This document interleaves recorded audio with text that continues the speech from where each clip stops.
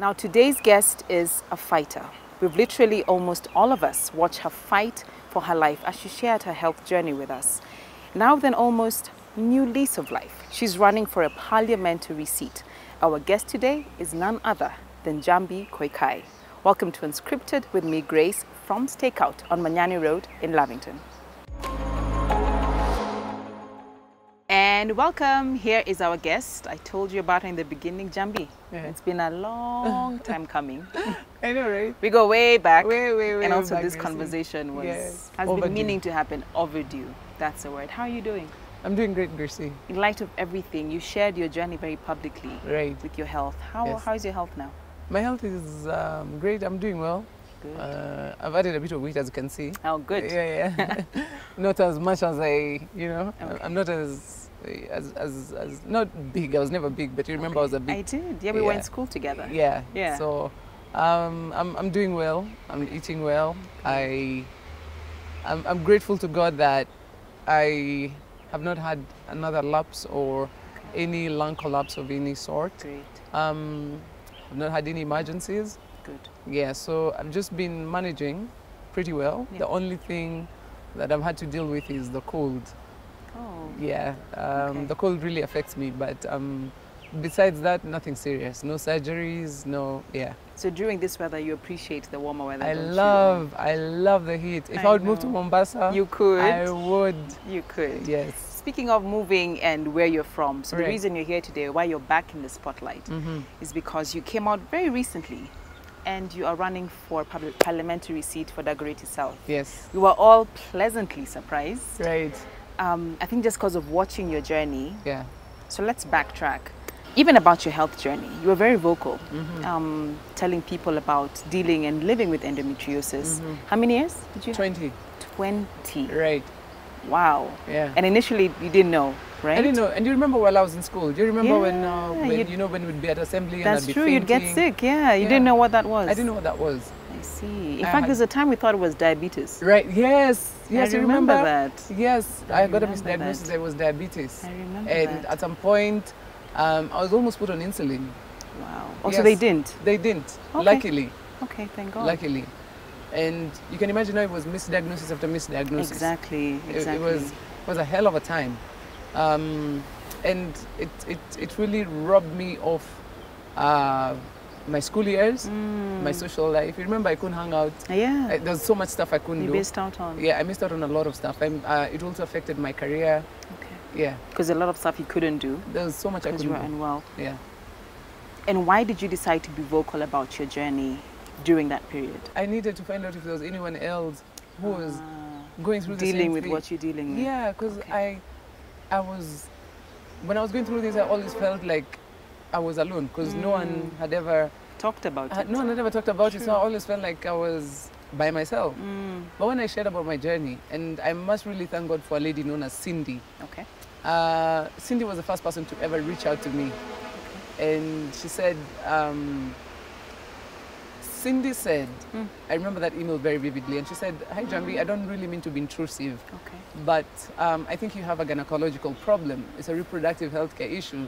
And what you have is something called thoracic endometriosis." And I was like, what? What is that?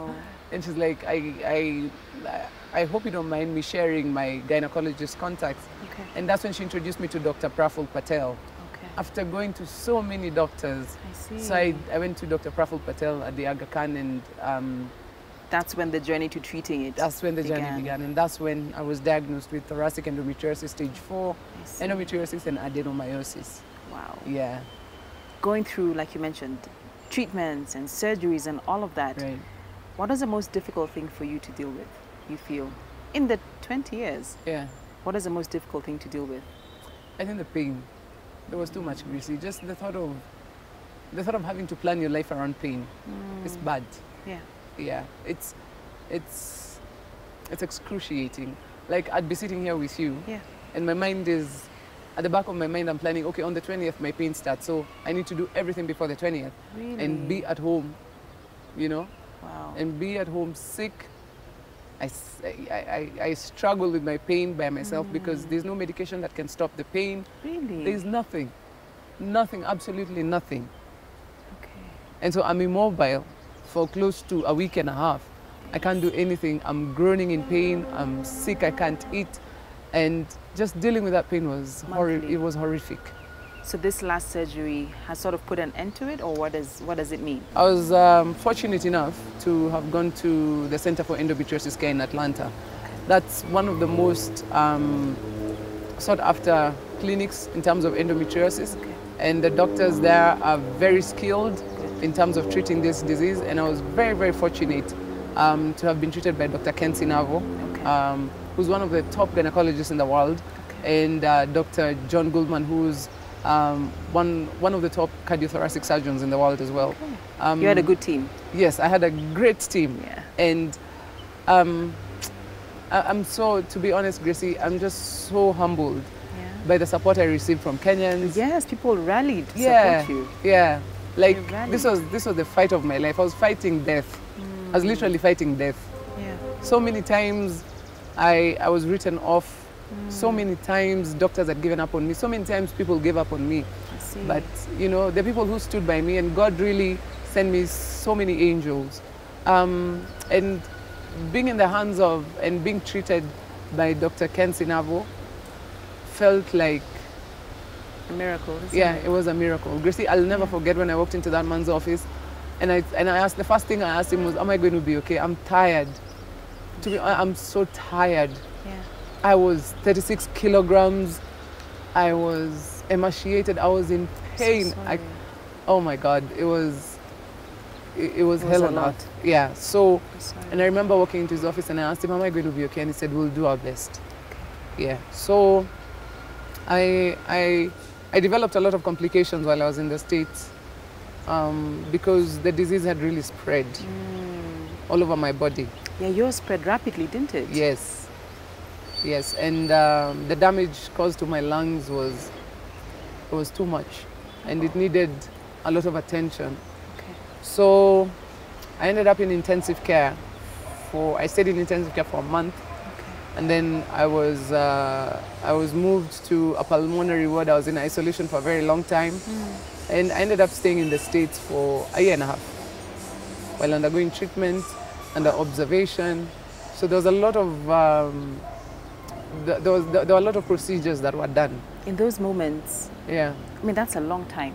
Right. And like you said, it was a fight for your life. Yes. In those moments, Njambi, even just seeing you here now, as you would share your journey, you remained so strong through it all. Yeah. Where did you derive that strength from? What kept you going each and every morning? The will to survive, Gracie. Okay. I knew I wasn't done. Yeah? I knew it. I knew this thing. Never at one time did I think of death. Okay. Never at one time did I think, okay, I've given up. Okay. And God just gave me so much strength. And God, you know, I always say we all survive by the grace of God. That's true. I mean, there's a song that says, it's a reggae song. Okay. Of course it. Of course it has to be a reggae song. It says, only God decides who must go and who must stay. True. So for us, He decides who must go and who will stay. And until our time comes, we have to do what we have to do according to God's will. And that's purpose. And for me, I know my purpose. I knew from a child, I've gone through so many struggles, even besides endometriosis. I'm a child who's gone through so many struggles and challenges and tribulations in life. And endometriosis was just one part of it. But I knew there's something that God put in me. There's something that God has put in me. Something bigger. That must be fulfilled. Amen. Even at the jaws of death, even when I was saturating at 45. And when you saturate at 45, the doctors are writing your death report. I still had the strength to fight. God gave me that strength because He knew that Njambi's purpose must be fulfilled in this world. I also think a lot about my mother. Okay. Yeah, my mother lost her mother, my grandmother, at the same time when I'd just been diagnosed with endometriosis. My grandmother was battling pancreatic cancer, stage 4, and I was also battling endometriosis. So she had to take care of her mother and her daughter at the same time. It was heartbreaking. It was I'm sorry. Yeah, it was really hard for my mother because they were very close. with my grandmother. And I was also very close with my grandmother because we all lived together. You know, we've all been together all our lives. That's true. So for us, it was a very hard time. And when the magnitude of the disease was explained to me, and the extent of the procedures that were going to be done, I was like, you know what, I gotta fight for my mom. She's really sacrificed her life for me, and I gotta do this for my mother. So that kept you going? That kept me going. She never left my side until today. Yeah. You thank God for moms. Thank God for mothers. Thank God for mothers. Yeah, thank God for mothers. So, like you said, right, you felt like you've always known your purpose since you were a child. Yeah. Now you're running. Yes. For a top seat. Right. Is that it? Have you always known that you want to get into leadership? Yes. And I knew that I wanted to serve our people and change my community, where I come from. Okay. I was born and raised in Dagoretti. Okay. And it's interesting because my ancestors settled in Dagoretti. My great-grandfather is buried in Dagoretti. My great-grandmother was knocked down by a car at Kenyatta, on Ngong Road, right outside the Kenyatta National Hospital, and it was King James in the 1950s. Okay. And she was buried at Riruta Satellite. There was a cemetery. So all of us come from Dagoretti. Wow. Born and raised. That's home. That's home. Through and through. I have no other home. I come from a community that has been deprived of so many opportunities. And it's generational, from our great-grandfathers, our grandmothers, our mothers. It's just continuing. But we've been accorded opportunities, and we've been, like I said, we've been accorded opportunities that the ones before us never got. Okay. For example, the ones who came before me did not have the level of education that I have. They sacrificed so that I would be able to go to school. Okay.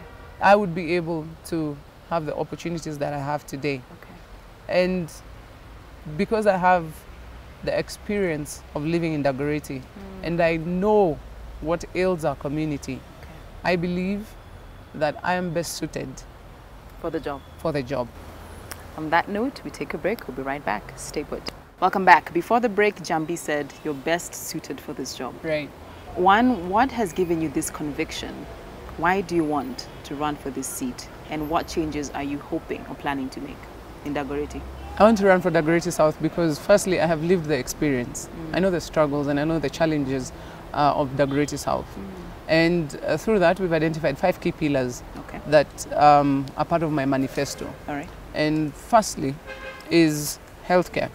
And as a legislator, you know, we've realized that, and I've realized that a lot of our politicians are not prioritizing healthcare as an agenda. They're prioritizing healthcare as a slogan. We need to prioritize healthcare in this country. We're not talking enough about how healthcare. We don't have proper healthcare. We do not have, and the gaps in healthcare and the disparities are huge. Yes, and we're not talking about how healthcare in this country, the lack of quality healthcare in this country is impoverishing Kenyans. I mean, Gracie, if I asked you today, if you go on social media, how many pay bills are running?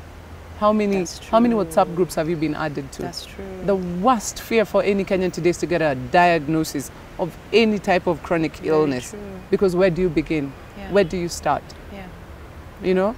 And for people who've lived that experience, and for people who have truly experienced the disparities in our healthcare system, we must be able to get in there to be able to fight for change. It is very possible. It is very possible. How do you plan to do that?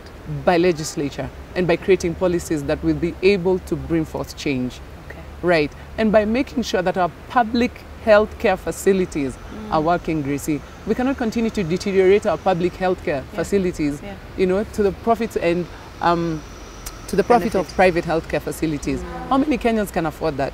You know, this is neoliberalization, right? Where you privatize all national facilities. I mean, all public facilities, and you start making profit off them. Then what happens to the taxpayer? Or the common mananchi. Or the common mananchi, right? Yeah. What happens to them? They're not able to access those facilities. Our doctors are not getting trained anymore. That's true. Yes. The government is not sending our doctors for further training.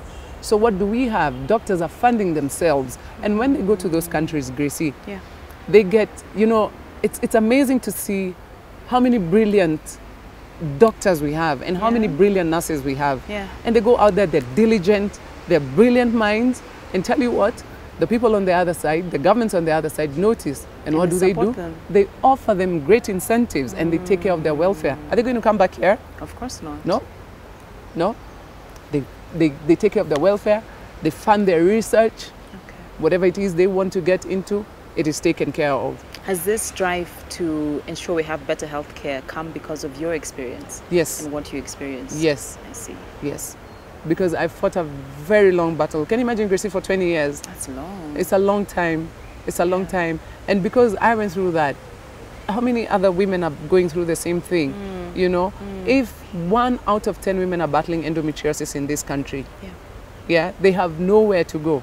And we have no doctors who can take care of them, who can treat them in this country, because we do not send doctors for further training. We don't. Look at how long it's taking to train oncologists in this country.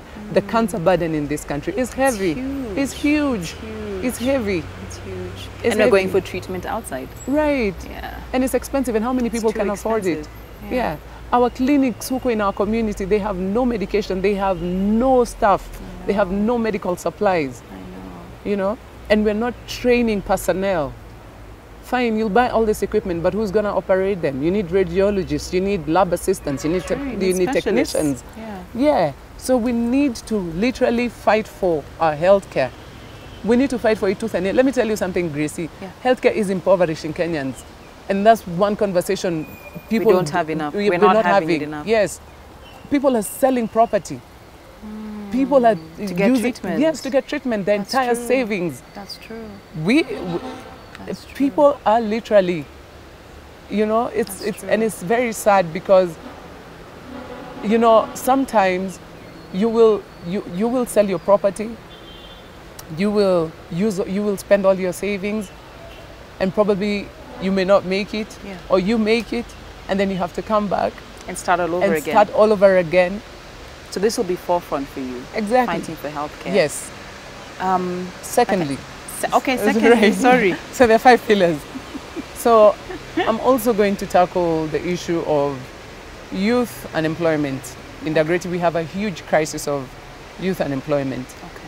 And this is through various projects.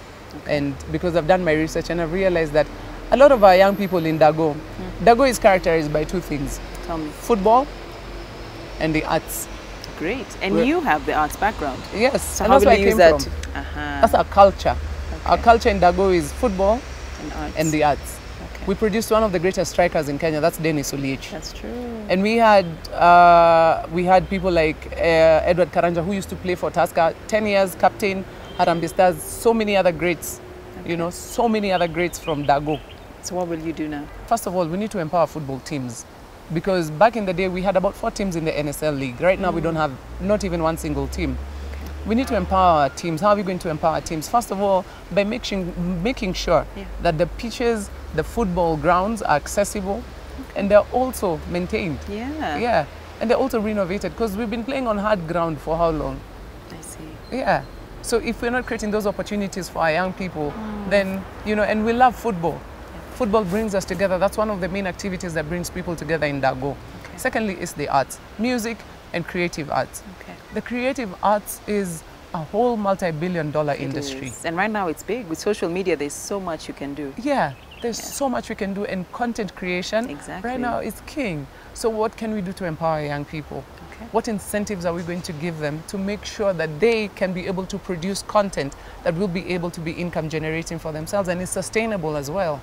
Fantastic. So with that said, what would you say is the edge that Njambi is bringing into the race? Newness, freshness. Yeah. And there's energy. I'm bringing a newness, I'm bringing an energy, and I'm bringing a lived experience of truth, honesty, and integrity. I like that. And I also have the grasp of issues at the grassroots level. Yes, you do. I understand. I totally understand, and I live there, so I know. You do. Yeah. Is it like what you said? Truth, honesty, integrity. Right. We know that politics sometimes doesn't fit into any of these boxes. Yes. Especially to get the seat, you have to do certain things. Yes. How will you stay true to yourself to be able to win, even though it means yes, you could lose. Have you thought of that? I'm not losing, Gracie. I've never been a loser. I never lost my life. Never lost anything. You've known me. I do. I don't lose. I do. If I either win or I learn. Okay, I don't lose. I like that. Yeah, I don't lose. I like that. I don't lose. Okay. Yeah. And I want to encourage every young person out there to be confident in themselves. And I've had this narrative for so long. Tell me. That politics in Kenya is dirty and young people shouldn't get into politics or leadership or in any other position of leadership. Ken Okoth did it. He did. And he was one of the greatest MPs in this country, and he transformed Kibra constituency. He did. It is possible and it can be done. It can be done if you have the willpower, if you have the heart of the people, and if you believe in community. It can be done. Not everyone is greedy. Not everyone is after money. That's true. No. We just want opportunities for people to be better. The other pillar I was going to talk about is empowerment of our women. All right. Our mamas huko mtaani, and in their businesses, because a lot of times you find that women who are running the businesses huko mtaani, they have no incentives in terms of capital and in terms of business development, right, and support. And they would want to expand their businesses, but they don't have that support, and they also don't have the knowledge. So we would be able to bring in partners, right, who would be able to train them, and give them knowledge and give them information, and also the reproductive health care of women. And also the wazes in the mtaa, you know. The wazes in the mtaa are also quite, they feel like they are forgotten a lot. Okay. Because right now, Gracie, where we are, a lot of our wazes are retiring. True. But they're needed in our society. Okay. They're needed. Their advice and mentorship and skills are also needed to be passed down. I'll give you a case in example. We have in Dagoretti Corner, the garages, right? Yeah. And so some of the mechanics who are there have hired younger people. And so those wazes, the skill is needed, because that is a skill that should be passed down to the younger generation. Okay. Because it's quite important, and in everything we do, we must involve the wazes because of their knowledge and wisdom. And experience. Yes. Okay. So if you get into power, you will involve them? Everyone. Every single person? Every single person. And the other last issue is water. We've had persistent water shortages in Dago, like since the days of my grandmother. Nothing has until changed. Today. Gracie, if I told you we have never seen city council water, it's true. Hauwezi amini. Like I've never opened my tap like this. Mpaka leo. Even right now I'm telling you sahi, sisi ni watu tuna survive na borehole. Maji ya kisima, na kama una kisima watu wananunua maji. Tell me Gracie, sahi maji inauzwa 10 bob mtungi. 10 bob. If a family requires 10 mtungis, that's 100 shillings. Wow. In a week, that's 700 shillings. Ish. That's a lot of money. It is. It's a lot of money. It is a lot of money. So are people going to buy food or water? Are people going to pay hygiene? Rent? Yes. And you know what that means? So in a time of COVID, it must have been very difficult. Very, very difficult. Very difficult. And if it wasn't for the NMS bringing the water bowsers in the hood, it's been difficult for so many people, and it's still not accessible for everyone. How will you change that as you wrap up this part? First of all, we need to work with partners. And I've been benchmarking, I've been doing my research and going around and seeing how it's been done in Kibra. Okay. Right? Okay. There are partners and organizations. What works there, and you'll borrow from that. Yes. Okay, and great. just to learn and see how it's worked for them, because I believe it can work for us as well. Super. There are partners and organizations that we'll be able to work with, who are like-minded in terms of drilling boreholes, that we can be able to treat that water and pipe it to, to the different communities in our house, to the different households in our community. Nice. And I believe it's possible. Well done. Thank you. I can see the conviction. Right. I hope you can too at home. Yeah. We'll be right back. Welcome back. I don't know about you, but I can see the fire in your eyes. Yeah. I really can. Yeah. And you mentioned with your health struggle, yes, you faced death head on a couple of times. Right. So what you sitting here is literally a new lease of life, Njambi. Right, right. I like how you mention him through your journey. Yeah. What role has faith played? I'm a very, journey? Faith is everything for me. Amen. Because when all else is gone, all you have to do is believe. That's true. And especially in those moments when, the hardest part is, the hardest part of dealing with a chronic illness like that is the fear of getting better, The fear of getting better? Of not getting Of better? not getting better. Okay. Yes, and the fear of getting better as well. What do you mean? Because so? there's a newness that comes with getting better. Remember, your life, you have lived around pain. So there's a newness to it. That way. Okay. Yeah, there's a newness to it. And these are things I learned through therapy because I started understanding very many different things. And remember, I've been heavily medicated for so many years. That's true. So many years. So many years. And I've been on all types of medication. But the worst type of medication that really affected me was birth control for adenomyosis. This is something else that I would love to talk about. Sure, How birth control is used to manage adenomyosis. And the kind of mental issues birth control causes and creates in women is something that we do not talk about. Is that so? Yes. What happened? Yes. A lot of times, because these are synthetic hormones that are injected in your body, so it will affect you mentally. So many times you start, you know, you literally just go mental. What happens? What? Depression or? There's depression. Okay. There's the mental health issues that are accompanied by the use of birth control. And these other types of medication as well, because remember, everything that you're ingesting is also synthetic. It's not natural. And I'm it's so sorry. Yeah, it's a lot. There's a lot to deal with. Bringing it back to faith. Okay. Bringing it back to faith when all these things have been placed, you know, all these things are presented to you and you're told this is what you have, and there's the doctor's reports, there's all these other reports. There's got to be something to hold on There's to. got to be something to hold on to. Okay. And if there's something in you, Gracie, Yeah, you have purpose. that's true. It doesn't matter the kind of struggle you go through. It doesn't matter the kind of challenges you go through. The fire. It never dies. You it can't nev- quiet that you voice. can't quiet it. You can't quiet it unless you die. You can't quiet it. And it doesn't matter what anybody says. It doesn't matter what people think. That's true. But you just have to ignore those voices and fight. Fight so hard to make sure you live your purpose. Amen. That's the only mission on this earth. Okay. That's the only mission for When each you're of born, us. when you discover why. Exactly.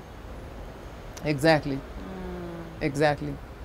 And I think that's the turning point of every human being. When you know discover why. why you're here. And for me, that is the greatest thing that happened to my life. I became so content. I became happier. I became freer. Yeah? Yes. Okay. I don't live according to anybody's standards. I love it. I live according to the purpose. Amen. And for me, it's to inspire, to give hope, and to encourage our people that they can be better. They can do better. We come from a community, or we come from communities where we're not encouraged, you know. We're always told, you know, you look a certain way, you're not welcome, you can't do this, you can't do that. You can never make it. So for me, being here, people of Dago look at me and say, yeah, that's our girl, man. Yeah, I love it. Jambi ni wetu. Na Jambi tunamtambua. Nice. And they know me, and they have seen my struggles, and they're very proud of what I've become. Okay. And I come from a very supportive community. The young people and the elderly, they support me because I've been that source of inspiration for our people. Okay. That we are the forgotten people. Watu wa ghetto wanakuwaga tu watu wako huko Say down. that. We don't deserve anything, you know, because that's how we've been treated for so long, you know. Like, I'll tell you, for example, we live close to some huge malls. Okay. Yeah, and sometimes I go in the hood and I ask, you know, some guys, Have you been there? Have you been there? And they're like, hey, Maze Z. Hey, Z. Jambi Z. And I'm like, why? Why don't you go? Anaogopa. Hey. They're like, hey, mi nikiingia huko si hata wanaweza nifukuza. I'm like, why? Have you ever walked in there and, you know? And they're like, you know, when you go in there, people look at you in a certain way, and people look at you a certain way. So they don't feel welcome. They don't feel welcome. So, and How can you change that perception for the people of Dagoretti? just creating more opportunities and bringing those activities back home. I did a football tournament, very successful one, Nice. the Fire Mama Super Cup. The first edition was last year, and we got sponsored by BetSafe. It was amazing. And, you know, the prize money for the men's teams was 300,000, and the prize money for the girls' teams was 200,000 shillings. Okay. And it brought everybody in our community together, everybody. And I'm very grateful for the partners we got as well. Tropical Heat, who came in and gave us crisps. You know, we're watching the game, Kulaing crisps. You know, it was so much fun. You had support. We did have the support, and I'm grateful. And that just gave our people so much hope, and people were so happy. They're like, you know, we see these things happening in other places. Okay. You know, why can't they happen here? Okay. Gracie, I've been performing all over the country. I go back to the hood and I perform, and guys are like, wow. Oh, bless. You know, bless. Why can't we bring those activities back home? As we wrap, how will you, as Njambi elect MP, what's usually the issue here in Kenya is people will campaign. Right. They'll give handouts or whatever. Yeah. And then later, the people in the community will come back with, please help me. Yeah. I need a handout. How can you change that for them to be able to cater for themselves and take care of themselves? I think, first of all, we must be true to ourselves. And we must be true to the people. Please. Me being in Dago, me being raised in Dago, everybody knows me in Dago. Good. And they know I don't have the money. Okay. I don't have that money for handouts. Okay. I don't. I honestly don't. So they don't ask? They don't ask. Okay. And when they do ask, I counter them with this. I say, okay, fine, I give you 200. Right? I give another person 200. I give another one, and another one 200. So what's going to be the first thing I do when I get into parliament? What's my first priority? Is to recoup all that money. That's true. You have to make that money back. Right? Yeah. That's what happens. But what if I come to you and tell you that I will be able to change the healthcare, you know, or I will be able to make legislative policies in order for us to be able to have better healthcare services in our constituencies and in this country at large. Okay. What if I come and tell you that? And if I tell you that, hey, it doesn't matter whether you're a creative artist or a scientist, but in Dago, you will get an opportunity. Yeah, because maybe he just wants to eat. He just wants a meal for the day. You know? How will you help that guy? Right. So as a young person, and I come to you and I tell you, it doesn't matter whether you're a creative artist or a scientist, but I will be able to source and create opportunities for you. Okay. Yeah. So that you can be able to have a sustainable living. Okay. Does that make sense? Is that better than the 200 that you will eat right now and go back to the same problems? And they understand your reasoning? They do. Fantastic. Because I live there and they see me there. I walk around. Me, I go to the shop there. Mi nakuanga tu huko. Mi nakuanga tu. Huko ni home. Hata ukikuja tu huko ulizie kwa kina Njambi utaletwa ni huko tu. Yeah. Okay. Na wananijua. Na wanani believe na wanani trust because I've been actively involved in our community as well. So. And in anything that's going on, I'm aware. Okay. And I'm part of the community anyway. And I'm a child of Dago. Yes, you are. I'm a child of Dagoreti. Yes, and I am their child. Your entire family? My entire family. My entire bloodline. The entire bloodline. Yeah. So I want you to look into the camera. Right. And tell the people of Dagoreti South why they should vote for you. Right. So the future generations of this country depend on us. We are the future. And if we're not able to make those choices for a better country, we will live to regret. The time is now. And as I presented myself for the Dagoreti South MP seat, I believe in change and I believe in better opportunities for our young people, and I believe in opportunities for our elderly, for our mothers, and for the entire community, that together we can make change. And if we work together for a better community, we will be able to make change for a better nation. I am Njambi Koikai, running for Dagoreti South MP on an independent ticket. Make the right choice. An independent? Yes. That's bold. Yes. Why did you choose that? Because I chose to run on independent because I haven't found a party that I believe in the ideals and the values. Right. Okay. Yeah. Understood. Yeah. Understood.